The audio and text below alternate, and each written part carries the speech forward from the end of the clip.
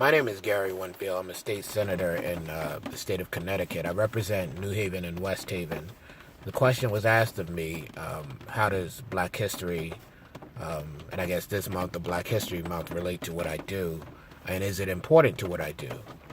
The answer to that is yes. I think you have to understand history to be able to contextualize what is happening in our world today.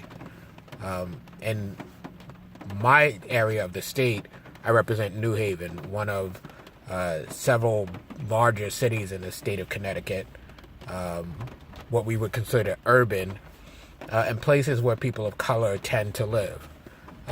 Their history has to affect what I do. Their history has to affect our politics. To not take into account their history, to my mind, is really a dereliction of duty. And so when we talk about education and when we talk about criminal justice and we talk about some of the issues that you'll hear about in an urban context, oftentimes you'll hear people who think of the world differently than I do say things like, well, slavery ended a very long time ago. And that's because they understand the world as slavery, civil rights, and now in terms of Black people in this country. But because I understand this world very differently, I think of the problems differently. I think of the solutions differently. And so when I think about it, I don't think slavery, civil rights now. I think about the traveling to this country by the people who we are talking about and how that took place. I do think about slavery, but I think about post-slavery. I think about Reconstruction. I think about the Civil War. I think about the period in which Black people were able to participate and they're not able to participate because of things like Jim Crow and Black codes. I do think about the Civil Rights Movement proper. I think about what happened after the Civil Rights Movement in the 1970s. If you think about the 1950s and 60s as the Civil Rights Movement, although that would be inaccurate. I think about the 1970s when I think about places like Boston and school integration. I do think about the era of right before the Civil Rights Movement and during the Civil Rights Movement when there were certain benefits given to portions of our communities and not to other portions of our communities. And in that context, I think about redlining and what it did to communities.